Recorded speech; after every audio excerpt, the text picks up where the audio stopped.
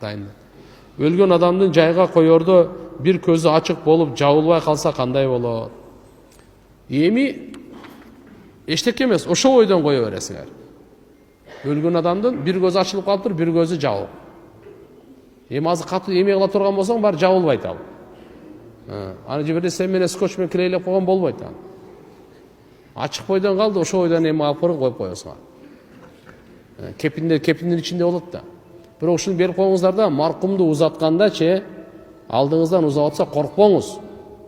Чочулабаңыз. Анан көрөп ла илаха иллаллах, ла илаха иллаллах талкин деп коет. Ла илаха иллаллах ушуну айтып туруш керек да. Эсине келип бир айтып калса, болду, учукпай коюңуз. Ошол акыркы сөзү болсун да. Анан айт деп буйрук бербеңиз. Эгерде ушундай акырын этип путтан келип туруп мына жактан чыгат да жанчы. Түшүнүктүбү? Жан о путтан, путтун башынан келет да моундай эле чыгат жан. Ошон үчүн көз жан чыгып атканда жанды кууп барат да, ошо чекчейип калат. Ошол ысык мезгилинде сиз коркпоңуз. Бисмилла деп ысык мезгилинде акырын көзү мындай жумшак кылып укулап акырын жаап койсоңуз өзү жабылып калат. Кээ бирлерди жабык эле болот, кээ бирлер ачылып калганда чекчейген. Ошол ойдон коркуп тек койсоңор, эртеге жууганга киргенде, башкага киргенде адамдар коркуп чочуп калат да. Ошон үчүн ошол учурунда ысык мезгилинде мына колуңуз менен акырын укалап эле жаап койсоңуз болот. Колдору дагы азыр ысыгыраак мезгилинде акырын мындай кылып байлап коюңуз. Ээги түшүп калышы мүмкүн, ээликти кичине көтөрүп мына баш менен байлап коюңуз.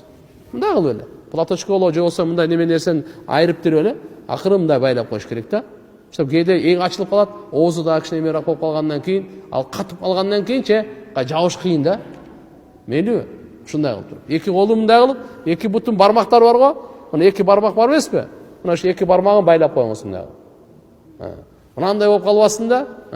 Ушу шариятта да алхамдулилля ушу узатуунун, маркум узатуунун адептери бар. Бул өтө улуу сооп болот туган. Эртеге ар бирибиз өтөбүз, бирөө эч ким калбайт биякта.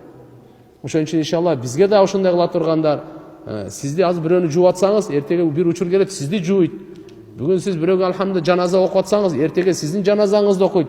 Бирөөгө бүгүн сиз көр казып атсаңыз, эртеге ушундай адамдар сизге бирөө көр казат. Дүйнө ушундай да. Ошон үчүн иншалла бул чочулай турган, кача турган нерсе эмес, бул өтө сооптуу иш. Ошон үчүн иншалла карап туруп, өлүк жууганга киргенде эле көп качат, өзгөчө туугандары. Муну эстетип коеюн, андай болбош керек. Көп жерде шаарларда барып калабыз, өзүнүн балдары кирбейт. Анда кантип болсун ошол эле. Андай эмес да. Жакшынакай кирип иншалла жылымылык суу менен жакшынакай маркумду ошо узатып коюш керек. Жакшы кепиндеп, жакшынакай жыттарды өзү жыпар жыткан немелерди коюп, аркан ахрам жаназага алып чыгып дегенде. Ал түшүнүктүүбү? Ошон үчүн көзүн жаап коюш керек. Эгерде бир көзү жабылбай калган болсо, аны жаппайсыз, эми ошол ойдон кете берет ал. Жабылганга мына акырын аракет кыласыз, болбой атабы, теге эле коюңуз, болду. Кепинге оролот, анан байланып апарып, бирок кабырга койгондон кийин баягы түйүндөрү чечип коюш керек. Кабырга койгондон кийин жүзүн ачпайсыз. Түшүнүктүбү? Өзү жаназа окулгандан кийин жүз ачылбайт. Жүз бир жерде гана ачылат. Качан?